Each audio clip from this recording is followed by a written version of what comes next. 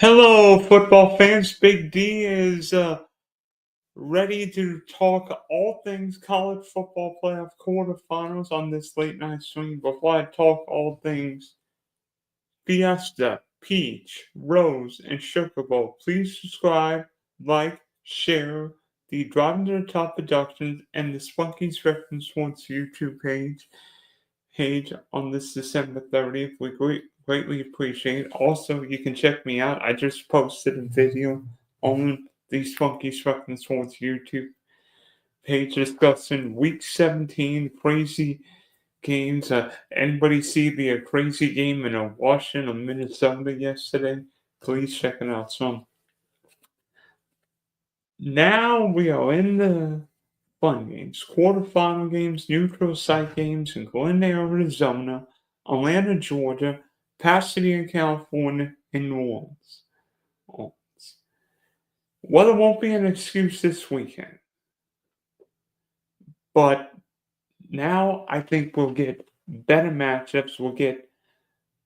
We won't have a 16 playing in one college basketball. We'll have close games and 45-17. Yes, there might be one, maybe two blowouts. But in the end, I think now we are going to have better games and, frankly, more competitive games. And also, before I dive into the matchup, I have been to a couple college football playoff games in the past. This picture is from the 2015 Orange Bowl at Sun Life Stadium between Oklahoma and Clemson. Yes, Sun Life Stadium before it turned into Hard Rock Stadium. This game was between Oklahoma and Clemson. So this would have been Baker Mayfield and Deshaun Watson. And it ended up being a fun game. I mean, Clemson won, but seeing Baker and Deshaun. Oh, wait. One guy was drafted by the Cleveland Browns, and then the Browns traded for Deshaun. Cleveland. Cleveland. What are you doing quarterback wise? But crazy game, and at least we saw the best of Deshaun in Clemson. And then 2018, I saw Kyler Murray in Oklahoma play Tua in Alabama. So in a way, maybe it was the start of what Tua in Miami could be. Oh wait, I think the Lions just scored again. Not sure why the Lions are playing everybody now when it's a meaningless game against the Niners, but that's a story for another day. Okay, good for fantasy, not for anyone else, but that's a story for another day.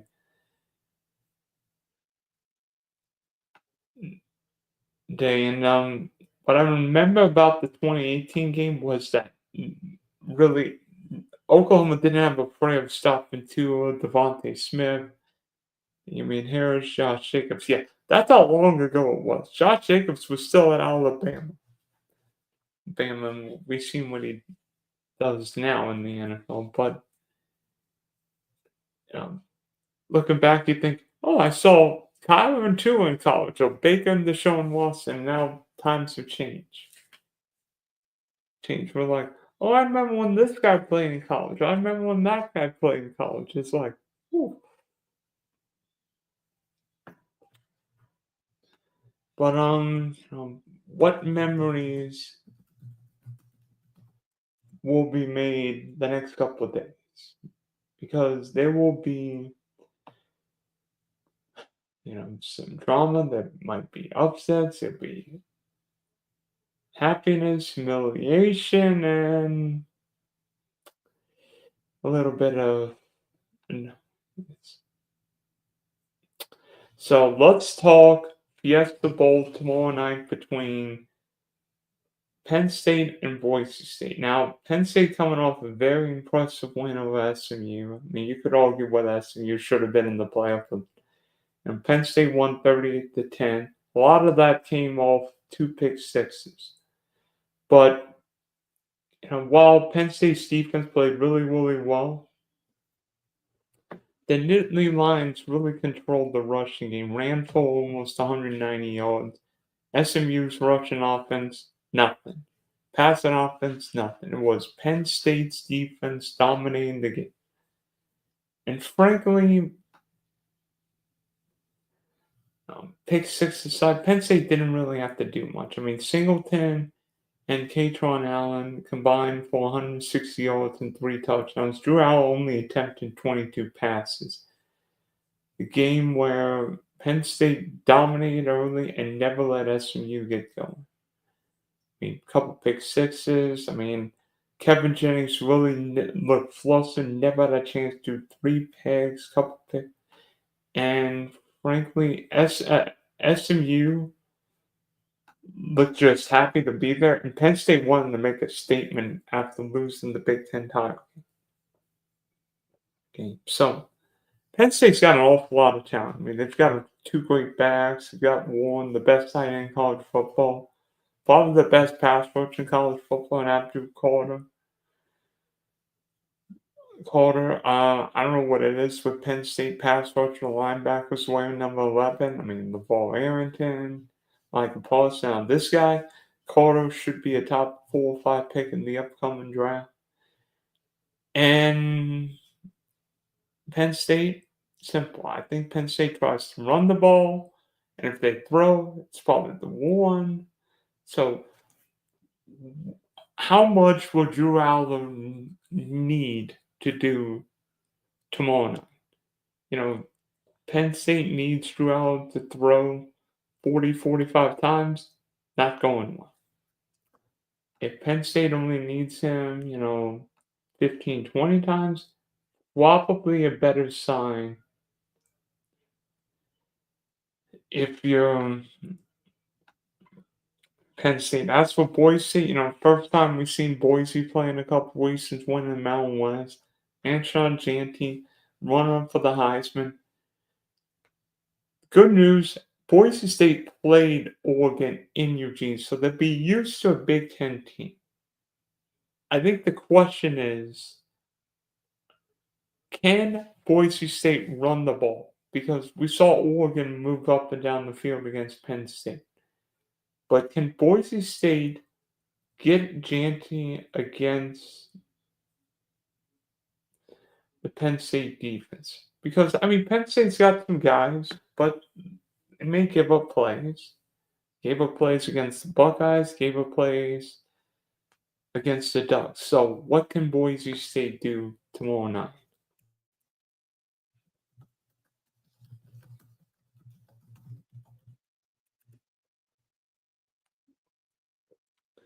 And I don't know what it is with Boise State in the Fiesta Bowl, but the Fiesta Bowl at the State Farm Stadium has become Boise State's home away from home. They beat Oklahoma with the hook and lateral, the Statue of Liberty play, and of course beat TCU. There a few years ago. I think they beat Arizona in another Fiesta Bowl game. So frankly, Boise State may feel, you know what? We're not playing on the blue turf, but Glen, Arizona is a home away from home.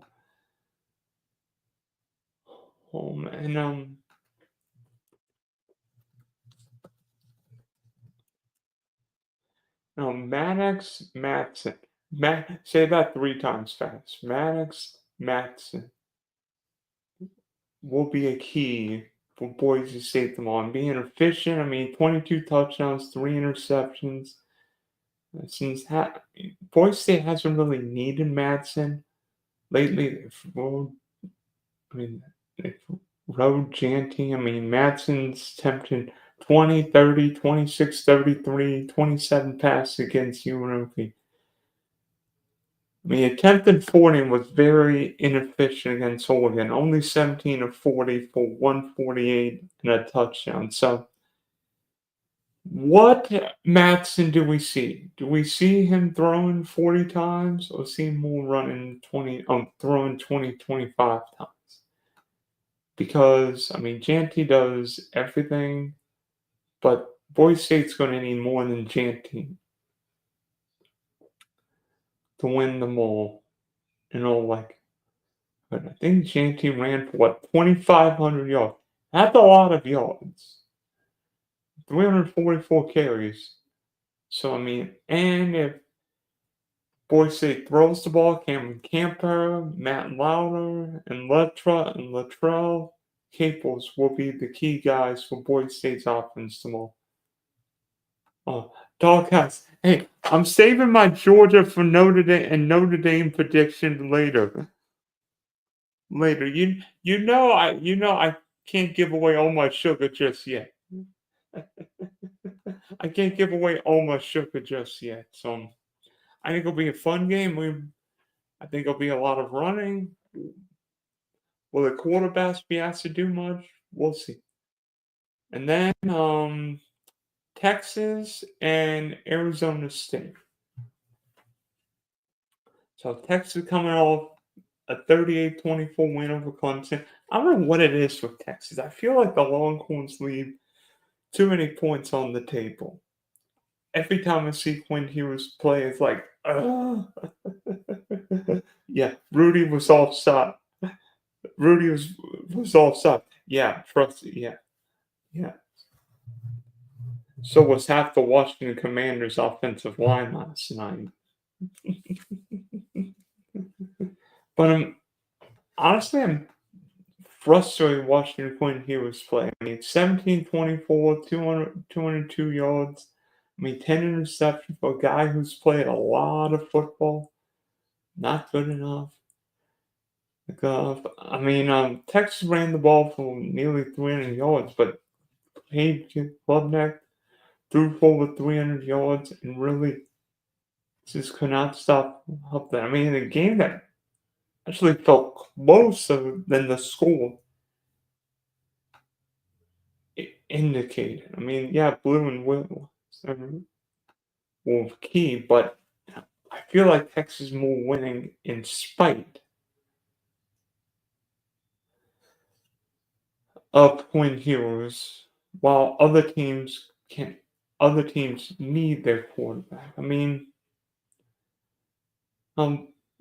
Texas was 6-12 on third down, so I mean, they didn't ask Hughes to throw much.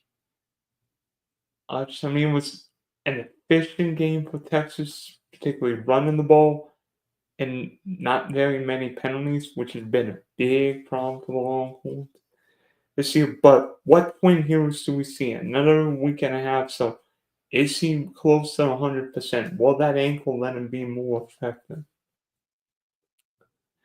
And then Arizona State's got one of the best running backs in college football this year, Cam Skatebo. I mean, 1,500 yards. So what do we see from Kenny Cunningham and Arizona State's running game on Wednesday? Because it's interesting. The old Big 12 member against the current Big 12 member. So might be a little Big 12 pride on the line in this game. Arizona State's coming in hot, and maybe Texas thinking, oh no, we're playing in the dome again. Yeah, it's skateboarding with over 1,500 yards. Tyson's over 1,000 yards receiving. So Arizona State was picked last to win the conference, and here they are, winners of 6 straight. Right, handling Iowa State in the Big 12 title game, and really you're seeing a team play its best football league. And what do you want? A team playing its best football league. I mean, Sam Levin's not really putting up a lot of yards, but somewhat efficient. 24 touchdowns, 5 picks, pick, sorry, wrong stat. Transfer from Michigan State. I mean, he only threw for 219 yards against Iowa State, but 3 touchdowns. So, and efficiently, Levis been efficient despite not always throwing for a lot of yards. 3 touchdowns, 4 against Kansas. So, Levis playing really well. And Arizona State will probably go into this game with nothing to lose. Texas got a lot of pressure. Back in Atlanta. Texas, and frankly, I wouldn't be surprised Kenny Dillingham's more aggressive tomorrow or on Wednesday. Frankly, if you're Texas, this is a game you have to win. I mean, Texas could not have asked for and Penn State, frankly, could not have asked for a better setup. At home first game and then end up with Boise and Arizona State, respectively. So, frankly, Texas got a lot of pressure to win this game. So, what do we see from these teams this week? Penn State loses. I think the question going to be asked about James Franklin. And Texas loses. Question going to be asked about Steve Sarkisian. And I really like Salk, but you know what? You got to win this game. Now, the Rose Bowl. First year that the Pac-12's gone, and we have an old school Big Ten Pac-10 showdown between Ohio State and Oregon. And obviously, we saw these teams play early in the year, arguably the game of the year in college football. But Oregon ended up winning by 1. But momentum is a big thing in college football. And Ohio State didn't just beat Tennessee, they humiliated Tennessee. And we saw an aggressive Ohio State team, a lot like when the Buckeyes played Georgia in the Peach Bowl 2 years ago. We saw the Buckeyes move the ball down the field, the running game, the wide receivers with Jeremiah Smith and Mecca Mbuka, and defensively, Ohio State harassed Tennessee. I don't think I've seen a team harass another one like that. It was 42-17, and never even felt that close. I mean, Tennessee 6 of 16 on third down. Ohio State threw the ball 317, rushed the ball for 156. Very few mistakes. It was not just a clean win, but a statement win for the Buckeyes after the bad taste of the Michigan game. Meanwhile, for Oregon, yes, Oregon won in Eugene. They won the Big Ten title game. But in some ways, Oregon might be in a pickle here because the Ducks haven't played in 3.5 weeks. Ohio State got the proverbial monkey off its back by beating the Tennessee. Ohio State will have vengeance for what happened in Eugene, and the Ducks could be a little rusty. So, yes, Dylan Gamer and the Ducks are uber good this year, but I don't worry about Oregon's offense. I worry about Oregon's defense.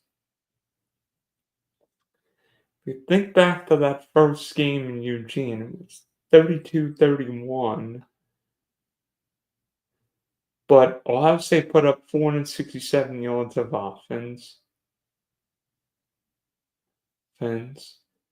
Howard threw for 26 yards, but there were a couple Ohio State fumbles. And, both teams rushed for a similar amount of yardage, but Ohio State was not good on third down. Oregon was 6 of 14 on third down. I think Ohio State was 4 of 12. But Oregon's defense not coming off a great showdown, despite being a game in the Big Ten title game, despite beating Penn State. The Nittany Lions rushed for nearly 300 yards against the Ducks. even though Oregon won, Dylan Gabriel was fantastic. Um, you know, Oregon's defense worries me, and frankly, teams don't win national championships with crappy defenses. And Oregon's might be the worst in the playoff. And question with Oregon: can they win with bad defense and forcing the team in the tournaments? Yeah, they forced a couple Drew Aller picks. I mean, Dylan Gabriel was coefficient 283, 4 touchdowns. Jordan James with 2. Tez Johnson had a big game against Penn State. But what's going to happen in this game? I would assume Ohio State and Oregon fans are travel to Pasadena. But, rematches tend to favor Ohio, tend to favor the team that loses. But we saw Georgia beat Texas and Atlanta, so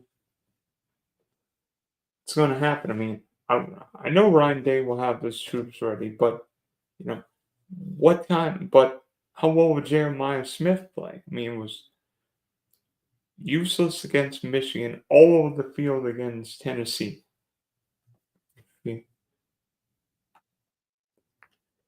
Is Will Howard good enough to beat Oregon? Well, if Ohio State doesn't have any clock issues, I think Will Howard's more capable of beating Oregon, but we'll see. I mean, Will Howard was not good against Michigan, great against Tennessee despite the interception. So, if Will Howard and the Buckeyes avoid clock issues, it might be just fine. I mean, who knows? And then the Sugar Bowl between Notre Dame and Georgia. Be honest with you, I think this is going to have an old school game. We've seen Notre Dame play Ohio State, play Georgia in recent years. And the Irish have matched up fairly well. Maybe not wide receiver wise, but in the trenches. And Notre Dame's coming off. I mean, final score might not end the game, but a win over Indiana, 27-17.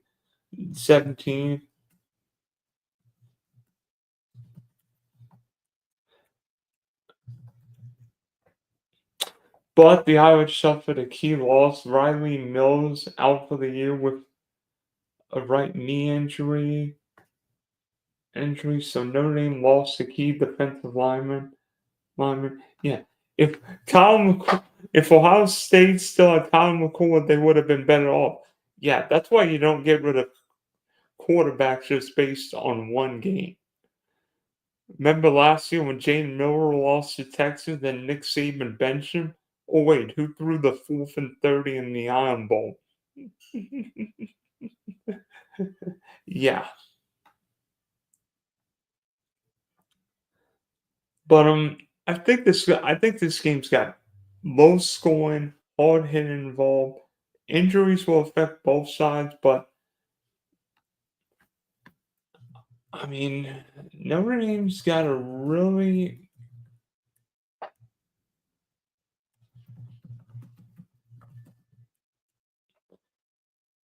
effective running back in Jeremiah Love. I think he's still running by the Indiana defense en route to an 98-yard touchdown. The question is, will Notre Dame be able to run the ball? Otherwise, Riley Leonard's going to have to make plays as a runner and a throw. And we see what happens. Georgia's done great things to stopping quarterbacks. I mean, and frankly, Notre Dame's not done well against SEC teams. I mean, they did beat A&M, but A&M's 3 steps below Georgia. Now, Georgia is going into this game with a big-time injury concern. recently Carson Beck, the Georgia quarterback, out for the playoff with an elbow injury. So Gunnar Stockton, who won the SEC championship against Texas, will be under center on Wednesday night. I feel like Georgia, in a way, is serving the Kansas City Chiefs. Maybe not always winning great, but doing enough, running the ball, big punt here, overtime execution, timely passing, winning with a backup quarterback, or winning with the defense harassing the other team's quarterback. Georgia's been Kansas City 2.0. Kirby Smart's the best coach in college football. I don't think there's any question about it right now.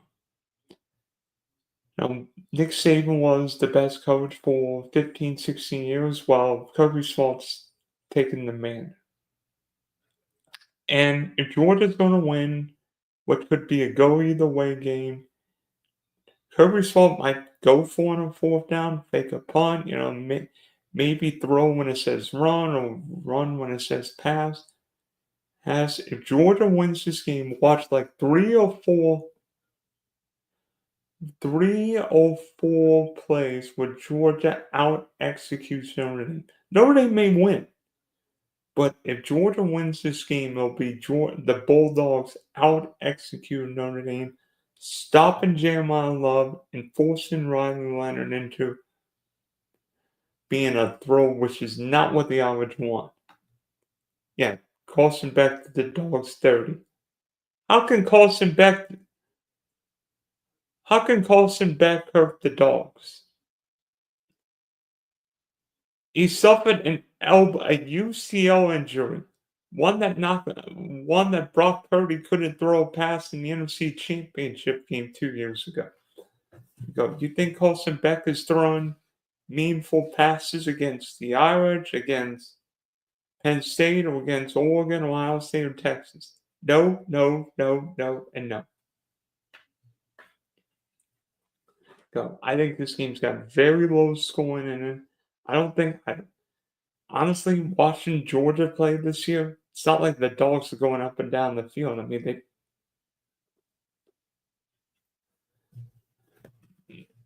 they've won games, sort of ugly. I mean, Kentucky was ugly. I mean, heck, they need, 6, 7, 8 overtimes against Georgia Tech. So what's going to happen on New Year's Day in New Orleans? Before I give you my picks, I wanted to talk about what college football needs to do. I think college football needs a commission. I've heard some people say, I think it was Penn State coach James Franklin who said Nick Saban should be the college football commissioner. Whether you like it or not, somebody's got to get control. I mean, there are way too many guys transferring after before bowl games.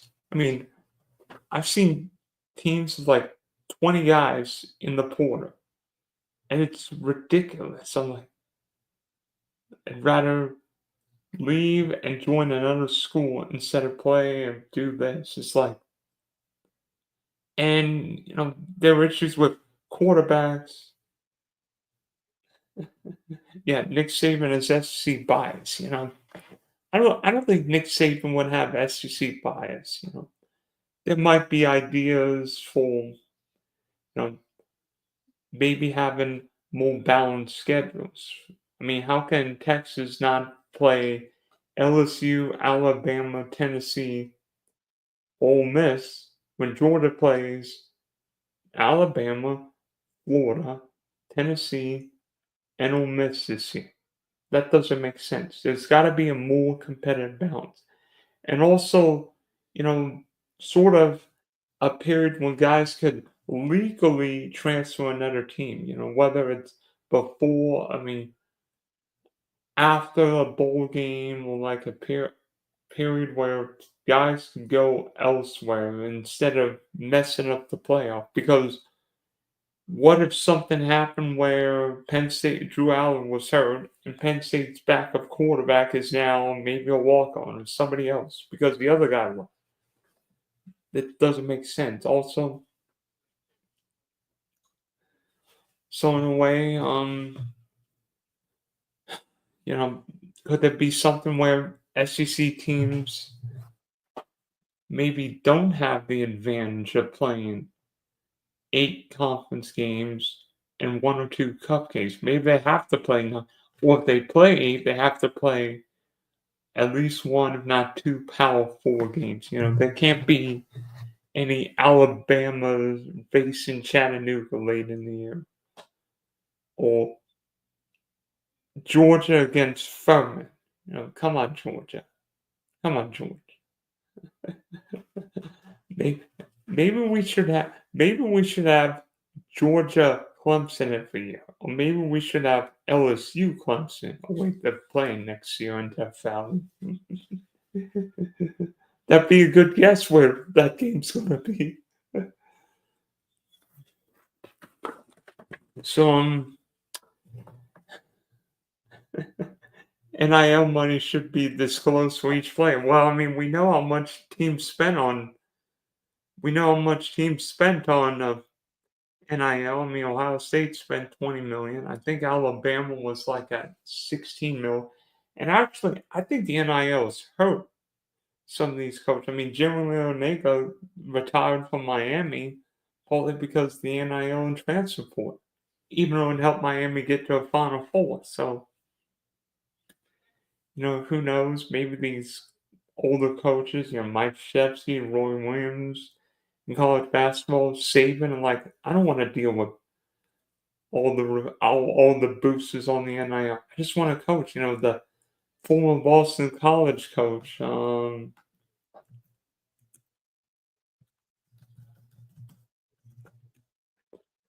Jeff Hadley, left to be the Green Bay Packer defense coordinator. Chip Kelly's now the OC at Ohio State. I'd rather be a position coach and not worry about NIL boosters, transfer support.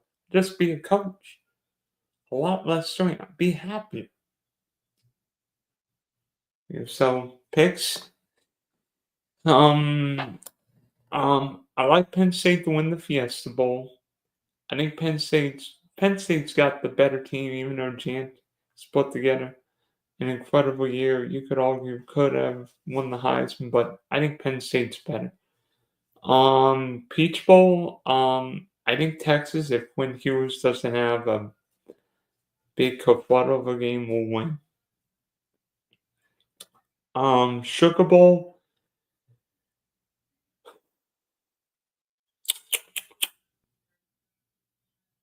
I've spent a few nights thinking about this game. Um, I think Notre Dame beats. I think Notre Dame beats Georgia in the Sugar Bowl. I think Notre Dame gets maybe the biggest win since being Florida State in '93. I think I think it'd be something if Notre Dame beat Georgia in the Sugar Bowl. I think we're all sick. I think some non-SEC folks are sick and tired of Georgia winning everything. Maybe give one to Rudy. Yeah, Deion Sanders and Coach Cincinnati love the transfer portal. Well, is Deion Sanders going to love him if he's coaching the Raiders or his son in the NFL next year? But that's a story for another day. And then Rose Bowl. Oh man, this is the best quarterfinal match. It's better than a lot of semifinal games. Ohio State or Wicked.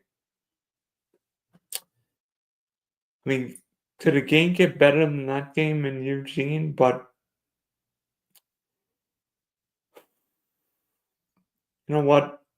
My head tells me one thing, my heart tells me another. I've gone back and forth over this game. I think the Ducks win in Pasadena. I don't think it's right if the number one team loses its first playoff game.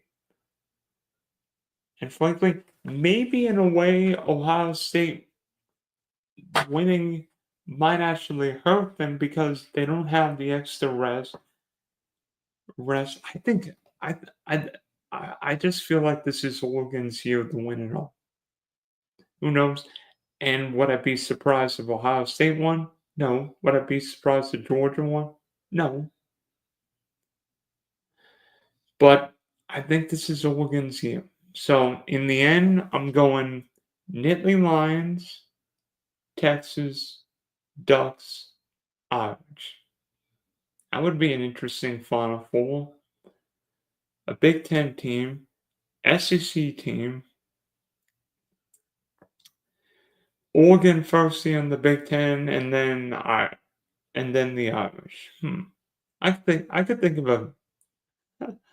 think of a few interested fans looking for tickets in Miami or Arlington. And some, you know, we all love college football. I wish we didn't have to wait until tomorrow and Wednesday for the big CFP games, but that's the way the schedule the Lions beat the 49ers 40-34.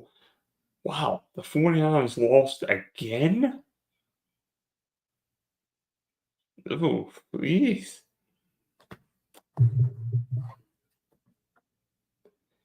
So it's gonna be some great games this week.